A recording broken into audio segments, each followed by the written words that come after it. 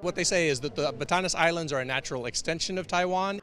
Ibinunyag ng Maritime Monitoring Group na SEALAC sa West Philippine Sea Summit na may Chinese experts na nagsabi umano na natural geographical extension ng Taiwan ang Batanes. Sinabi aniya ito ng mga eksperto mula sa Jinan University sa isang symposium sa Guangzhou, China. The people who are indigenous to the Batanes are the same people who are indigenous to Taiwan.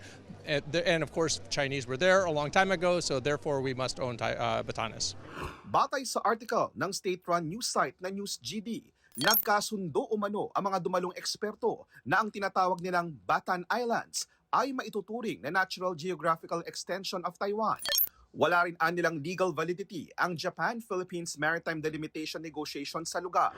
Sa naturang summit, bumuo ng mga kasunduan ng Pilipinas at Japan na protektahan ang boundaries ng dalawang bansa na sumasaklaw din sa Taiwan Strait. I do not expect an invasion of Batanes, right? I don't think that necessarily this is leading to some kind of action for China to then absorb Batanes. I think what it's doing is it's muddying the waters. But for now, it justifies their new desire to have continuous patrols east of Batanes, which is now what they're doing. Inalmahan ng Pilipinas ang pahayag ng Chinese experts. I view this as once more, probably it's a signaling of a preconceived intention already. Hindi rin malayo na nasa plano nila yan.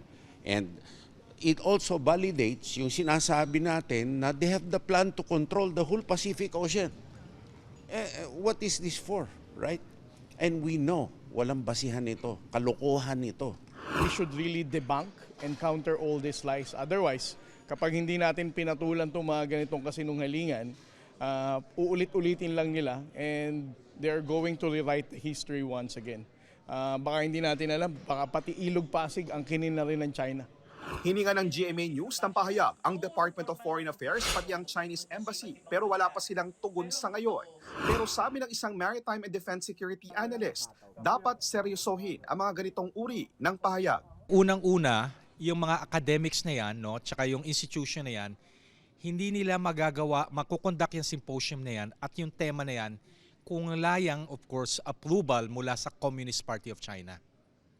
So lahat yan, tandaan natin walang academic freedom sa China.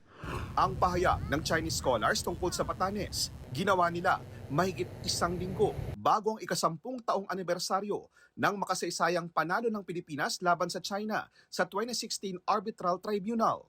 Ang desisyong ito ang nagdeklara at nagsaad na walang bisa sa batas ang 9-dash line claim ng China. Pero hindi kinikilala ng China ang desisyon. Batay sa datos na nakalap ng GMA News Research mula noong 2016, halos 30 bansa na ang paulit-ulit na nananawagan na galangin at sundin ang arbitral ruling. 8 bansa, kabilang ang China, ang hindi tumanggap sa desisyon.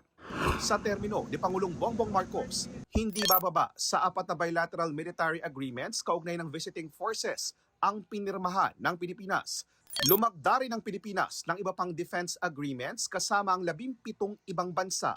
Kahit i-deny ng China ang arbitral award, kahit hindi nila i-recognize to 10 years, 20 years, 30 years, even a century, the legal authority of the arbitral award remains to be the same. It will never diminish.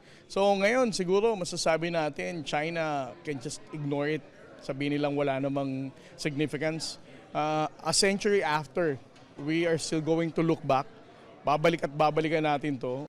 Continuing struggle ito, 10 years sa victory natin, meron nilaglag sa atin na dapat nating alagaan, palaguin at paglabanan.